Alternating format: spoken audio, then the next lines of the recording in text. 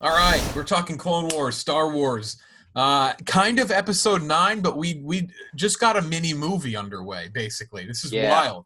We've been keeping it very positive the last few weeks. We didn't love the last arc. First arc we liked. We didn't think it was the greatest thing of all time, but we said, look, all that matters this season is they nail the Siege of Mandalore, and I think they put 90% of their effort into these final 4 episodes because what we got with this new episode was batshit crazy. It was from the jump. And we'll break it down. Unbelievable what they've done. But I'll tell you what, I don't think it's going on that crazy of a limb to say what we watched this morning and what we're about to get these next couple of weeks with a new episode next week and then 2 episodes in a 4-day span as the season wraps up. It's some of the best Star Wars content I think we've ever seen. That was unbelievable, this new episode. It's amazing. It was really cool. It's basically what we've wanted all season, right? This is the Clone Wars heightened to that finale level. Like you said, it felt like a movie, the cinematic Lucasfilm LT, limited. That was awesome. Seeing the way the screen hit. And the original movie was basically 4 episodes put together, right? The original Clone Wars movie that hit theaters. So this is kind of a cool way to bookend the entire series. Yeah, it's like you said, it's everything we've been waiting for this literally entire time. Dude, I was getting chills during some of these scenes, like seeing this old school Star Wars action and this old school Clone Wars action and tie-ins to Rebels, tie-ins to older Clone Wars episodes, all this shit. It was so cool and so gratifying. What a great payoff. It was really good stuff.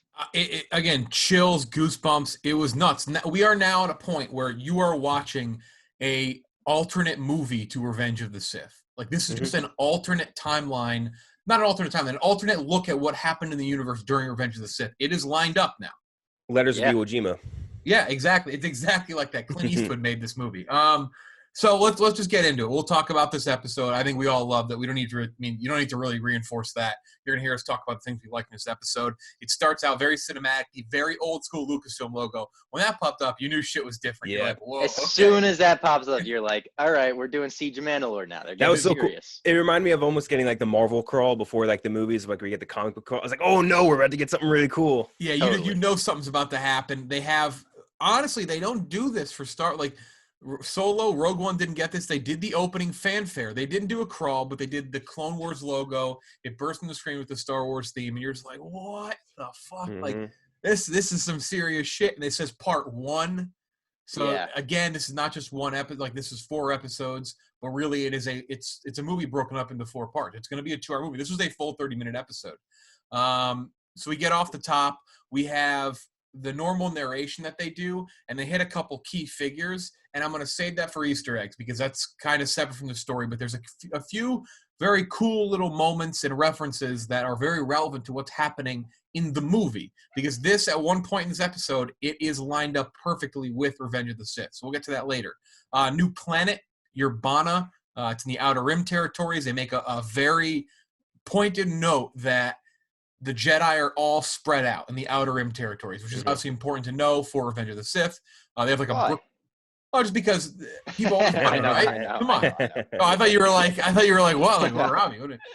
They have like a Brooklyn Bridge there. They're on like Golden Gate. It was like the Golden Gate Bridge. It was so strange. I felt like I was watching the end of that first Planet of the Apes movie with James Franco. Yeah, it did remind me of that. Obi-Wan and Cody are pinned down. This should have been Obi-Wan's cue to get Commander Cody out of there.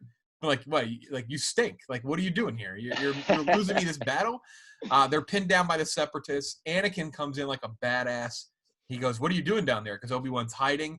A laser comes by his face, and he just dodges it like this. No, I've never seen anyone really do that. It's cool stuff. So cool. The only person who's ever dodged a laser like that is Han Solo when they digitally edited him to miss the Dorito shot. Yeah.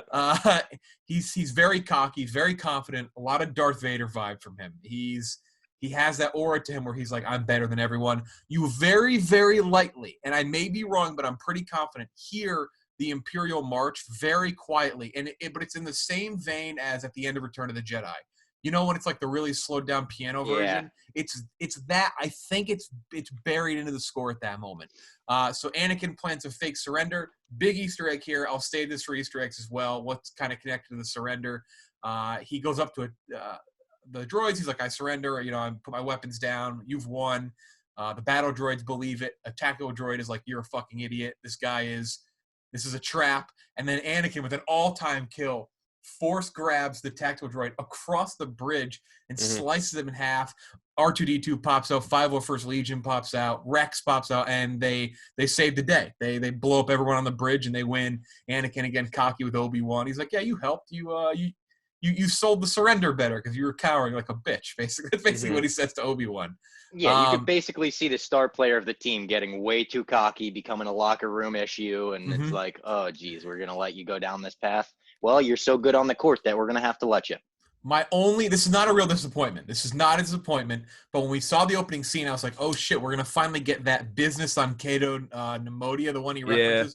It was not that. So the reference that he makes, Return of the Jedi, he's like, that business doesn't count. So I guess we're never gonna see that moment with Obi-Wan and Anakin. Are we never gonna see that? Did they never put that into the Clone Wars? Dave Filoni never wanted to do that. It has to be the books or something, right? Someone has to talk. I think it is in some sort of source material, but I don't know if it's canon. I read that on the Star Wars Reddit today. So we didn't get it in this. Again, not a complaint, but I laughed. I'm like, God, we're never really going to see that, are we? Anakin and Obi-Wan get a call from Wolf Yularen. They're like, Fulcrum has called you. And they immediately think it's Saw Gerrera. Cool little reference. Saw Gerrera we first met, obviously, in Clone Wars. Saw him in Rogue One, Forrest Whitaker. But no, Fulcrum, if you know Rebels, Fulcrum is the call sign for Ahsoka. Yeah. And it is Ahsoka. They go on the ship. And they have a hologram of Ahsoka with Rex, and Anakin gets very emotional. He's like, oh, holy shit. What? Are you okay? Like, where have you been? Like, what's going on? Then they all finally meet up. Ahsoka with Bo-Katan and the Mandalorians land on the Republic ship. Anakin, very emotional again, and he wants to be like, how are you? Like there's so much to talk about. Ahsoka does not have the time of day for him. And which I get, I like, because you've had those moments where, like, maybe you're mad at someone, you're over it, but you got to talk to them, and so you just kind of rush through the conversation because you don't want to get the emotional part. So, like, totally, it was very believable. She's like, look, like I do, but I want to talk, I want to catch up, but we got more important things right now. So Bo-Katan talks to them about Maul. They're like, look, this is our chance to get Darth Maul. I need your help. She literally says, "See." She's like, I don't have enough reinforcements to go with a full siege here, so I need help. I will take back Mandalore. You guys can take Maul and capture Maul. Bad bargain, by the way. Awful bargain. You guys get terrible. The entire planet, and all we get is Darth Maul. Yeah, but you take down the tough Sith guy who's just very hard to kill. Basically impossible to kill at this point, yeah. She asks Obi-Wan, too, because Obi-Wan really can't commit. They're very hesitant, very wary. Ahsoka gets mad. She's like, look, this is what people want from the Jedi. This is the type of thing, not the politics. Like, this is what people believe in. This is why I even doubted the Jedi. And Bo-Katan, with a little bit of a dagger, asks Obi-Wan, like, if he still cares about her sister. Obviously, they were lovers at one point. Obi-Wan's like, yes, I do. He's like, all right, chill the fuck out. I got a job here. Do you have a Satine action figure for this moment? I don't have Satine, no. I mean, we could just – she's one of these guys. Satine had cool hair.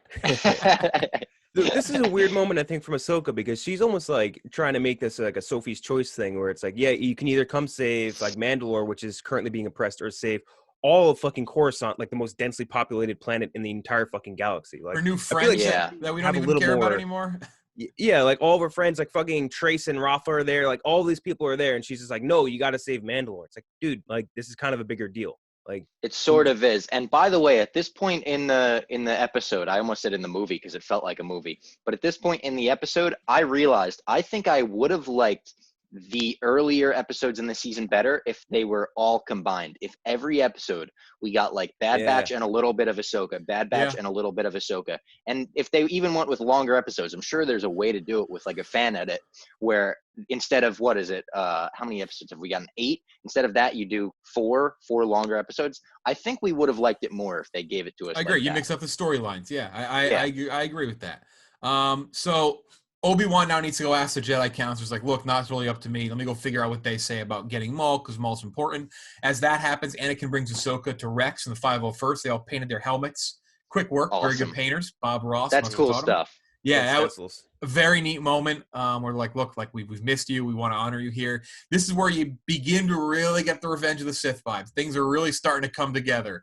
An alarm goes off. Obi-Wan and Anakin, Anakin and Ahsoka are kind of having a moment, and they're connecting more, and she's giving him time, like letting him talk now. There's an alarm that goes off, and everyone's scrambling, and Obi-Wan comes running, and you kind of know what he's about to say. there's been an attack on Coruscant. Grievous has attacked Coruscant, which we know happens at the beginning of episode 3. The Clone Wars animated cartoon as well, the cartoon series, not just the animated one. That one has a moment where Grievous breaks into the Palpatine's quarters and captures him. So like we've seen that as well. We've actually seen Grievous make the capture in another version of a cartoon. And if you're watching this on YouTube, you're seeing it right now on my screen, or it should be on your screen. Anakin and Obi-Wan, they still can't totally commit. He's kind of fighting for Ahsoka. Obi-Wan saying this is risky. You know, obviously he'd mentioned like she's not a part of the Jedi Order anymore. And he says, look, let's break up the 501st Legion. She can take half the 501st. We'll take everyone else, which means Rex. That's a big moment. That explains where Rex is for Revenge of the Sith, because I think many people have always kind of assumed, or like you could draw conclusions that, was Rex part of the group that marches on the Jedi Temple with the 501st Legion? Now we know they were split up. So Obi-Wan and Anakin are going to the Battle of Coruscant, which is the opening scene of Revenge of the Sith, and Ahsoka with the other half of the 501st and Rex, they're going to Mandalore. So that was like one of those Zen moments for, wow, this all finally wraps up. We get answers to questions that we've always had. Obi-Wan also references Shaak Ti and says that Shaak Ti is going to protect Palpatine with Mace Windu as backup. Shaak Ti was in the Clone Wars cartoon. She was there with Palpatine. Also a deleted scene. A deleted scene for Revenge of the Sith shows Grievous kill Shaak Ti from behind with a lightsaber. So we've actually kind of seen that moment, just not officially in the movie, so we know Shaak Ti's fucking toast at this point. Shaak Ti too. She was cool in the episodes in Clone Wars where she trains them all in Kamino. Like I think she's one of those more well-respected Jedi generals among the clones. She trains all of them. Yep. Obi-Wan warns Ahsoka to capture Maul, so he doesn't seem to stay dead. I like that. That's a good comment. Yeah. Very true. Again, this also explains why they arrived late to the Battle of Coruscant. Like they're very much last second. That battle has been raging on for hours at this point. And they arrive last second. We'll get to something too in a second that ties up with that opening scene. Anakin gives Ahsoka her lightsabers, and you have to assume this is it, right? This is their last goodbye until they meet up in Rebels.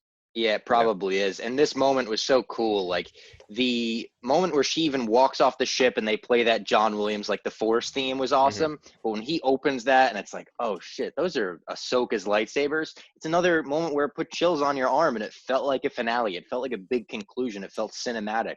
So like this moment is just like so cool. So Star Wars. And this is a great tie-in for Rebels too, because I think like the last moment you see between them is just act of like profound generosity from Anakin to Ahsoka, and then the next time they see each other is when he's Vader, and it's like they're having this big battle. So I think that's like a really cool now moment to help tie into Rebels.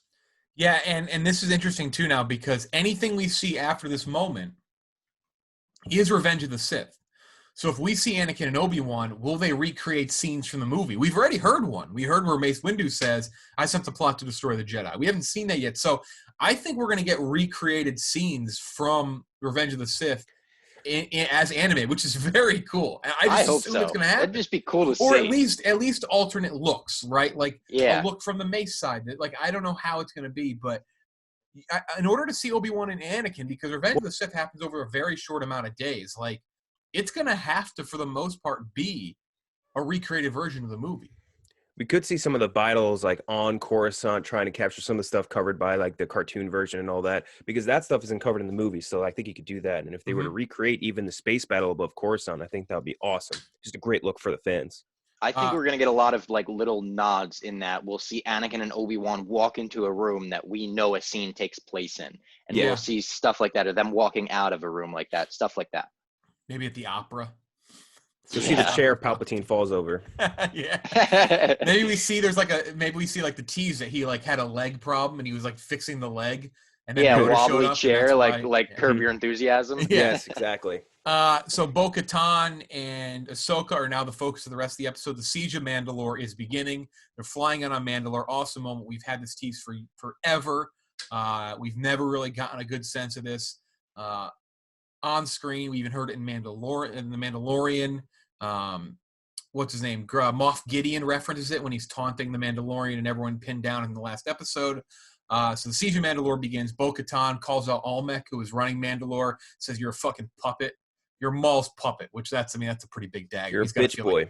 He's got to feel like a good piece stuff. of shit. This guy reminds me of Tyrion Lannister. Now that I've watched Game of Thrones, that's the first one. Or not Tyrion, Tywin. Sorry. Tywin. Yeah. Mm-hmm. Very tall, gaunt cheeks, very similar. Yeah. Except he's a bitch and Tywin's not. And he's got that like medieval style to him. Yeah. Awesome battle over the skies ensues. Mandalorians jump out. The Darth Maul Mandalorians are all fighting with jetpacks. I love the shots in Star Wars where like the bombs go off midair too as the ships are flying by. Oh yeah, the flak. Yeah, we'll get to a tie. There's a major cue during this scene. I'll get to that in Easter eggs. But Ahsoka jumps out of the ship with lightsaber. She's jumping from ship to ship. She's like, I don't need a fucking jetpack. I'm a Jedi. And she just starts jumping, and Ahsoka's fully back. She's using the lightsabers, has an amazing moment where there's an explosion and she lands and she catches her fall with the lightsabers and slides into like into the base on Mandalore to attack everyone. It's very cool. It's like some of the cooler Star Wars action that we've seen. And it reminded me again of Mandalorian. Mandalorian has kind of got us to a point where we expect cool shit with these characters, and we got it again.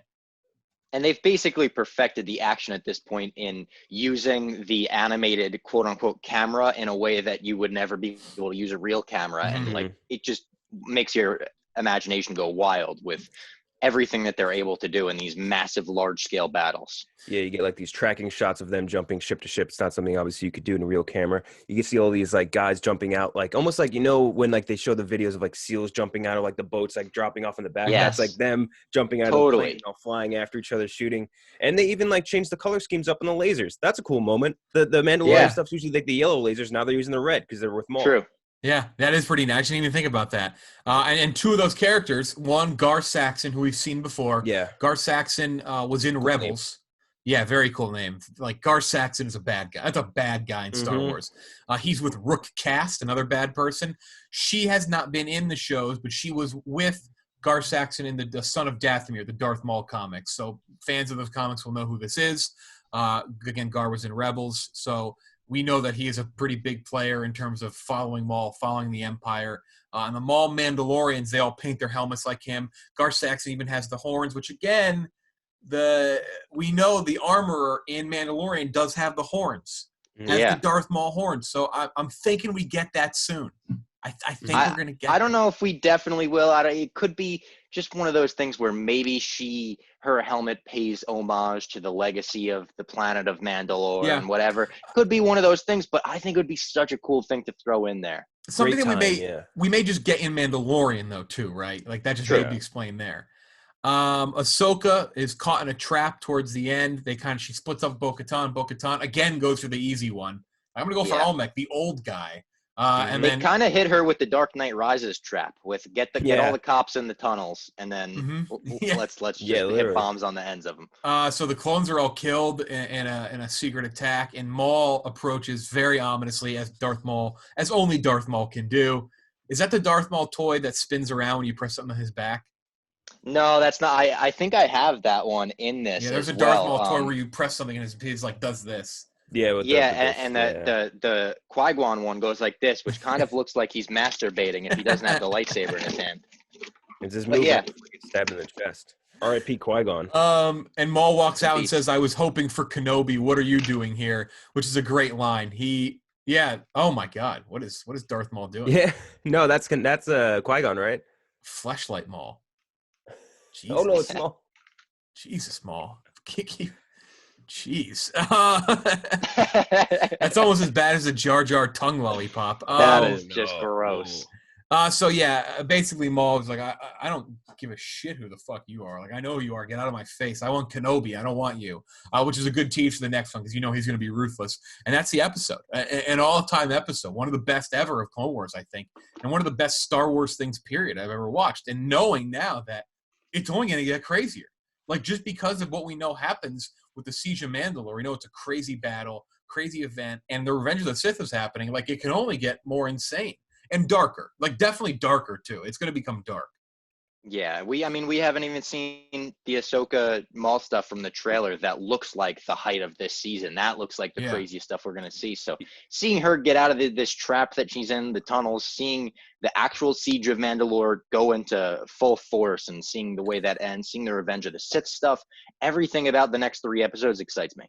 The one thing I want to see, and I don't know if there's timeline-wise it's going to work out, I really want to see the moment in which Ahsoka finds out that the temple has been destroyed and that the Jedi Order has been wiped out. I think we really will. want to see that moment, and I just don't know if timeline, because like how much time goes through between that moment, between the attack on Coruscant and like Anakin destroying It's a few the temple. days, I believe, right? Because they still do the siege on like Utapau and all that. There's a decent amount of stuff to still happen.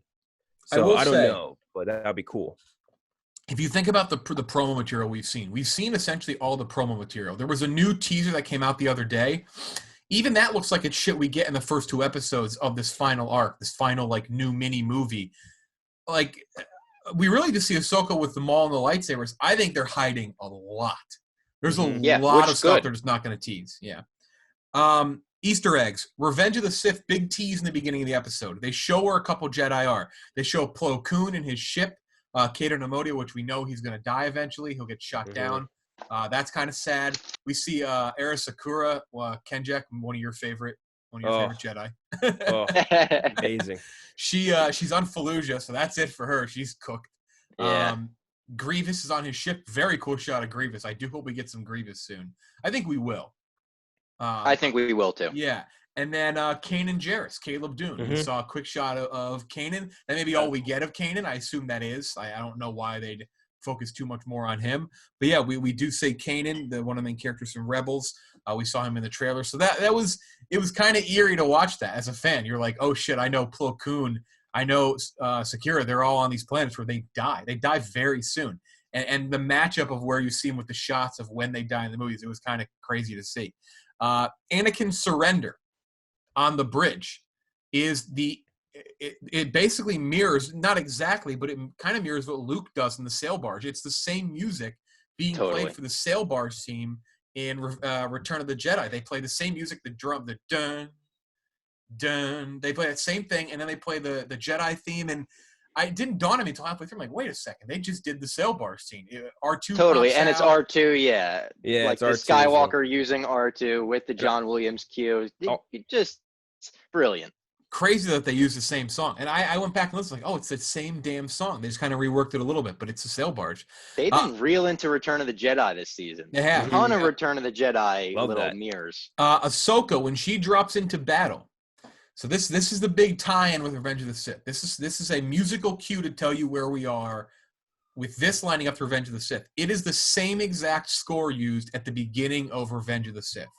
It's the same music, same song. So it's basically implying, at least I'm taking it this way, and I think some other people are, as when Ahsoka drops into the sky over Mandalore, that is when Anakin and Obi-Wan enter the Battle of Coruscant.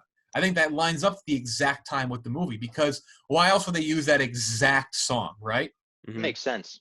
All they're missing is the war drums. Yeah, it's basically there were in the beginning. If you I didn't even hear it. Yeah, when she's on the ship and she's talking to Rex about not needing a jetpack, the war drums are playing, and then the music. Yeah, it's you got to go back and watch, because I think that's what that is. I'd imagine Filoni would confirm, like, yeah, that's us implying that this is basically, it's an alternate look. It's like the Lion King 1.5 when you watch the Lion King from the perspective of Timon and Pumbaa. Except this is way cooler. You could argue this is cooler. Yeah, there's more action in the 1.5 with this one. Admiral Wolf, Yularen, and all like the Republic commanders, they're very much in their Imperial clothing, more than ever. Like they very much look like they work for the Empire, which we know the changeover happens like that, because we know there's Tarkin standing on the bridge looking at the Death Star. So I thought that was a cool little preview. And then a couple of voices. The tactical droid was Donald Faison from Scrubs and many other things. He did the tactical droid who had like one line. Ray Stevenson voiced Gar Saxon in Rebels. Ray Stevenson in a bunch of things, but I think if you're a comic book Star Wars fan, you'd know him. He was in the Thor series. He played was Volstagg, is that his name? He was in the other guys too. He's the Australian bodyguard guy. He is the bodyguard and the other guys. And then Vanessa Marshall, who voices Hera Syndulla, she voiced Rook Cast in this. Though I don't know if she even talked, but she may have had like a line or two, but she does voice this character. Any final thoughts? What do you think we see next? I think we've kind of covered it. I would imagine that we're nearing. I mean, we're in a Revenge of the Sith now. This now lines up with that movie. It's just a matter of how much of the actual movie do we get, because I know there are Obi-Wan shots that we haven't seen yet based on the trailer released the other day.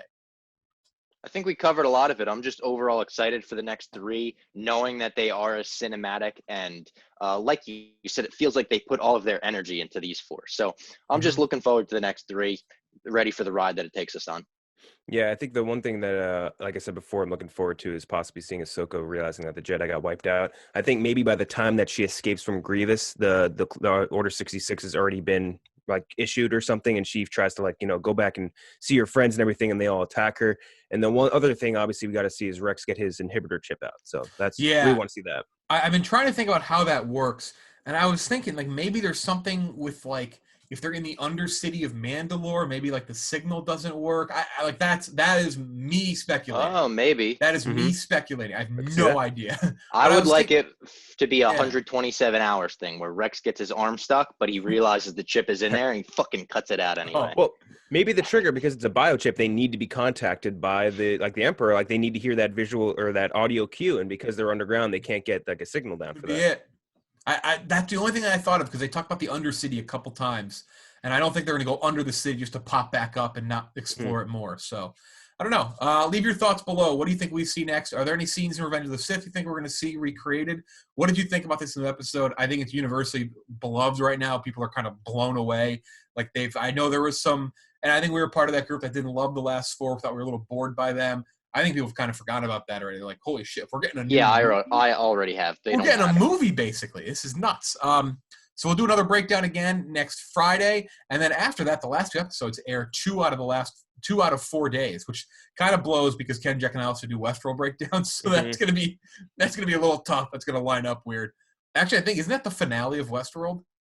I believe so. Yeah, right. It's either that or the second to last. So that's great. That'll be a fun. We have 5 episodes left, so we're fine. Bananas. Yeah, right. So we do have another one next week. This is basically part 2 of a new Star Wars movie. But episode 9 was awesome. Let us know below. Obviously, subscribe if you're on YouTube. Hit the like button, thumbs up, comment below, bell icon so you know when these drop. That's the biggest help you can do for us. For Robbie and KenJac, I'm Jeff Lowe. We'll talk to you next week.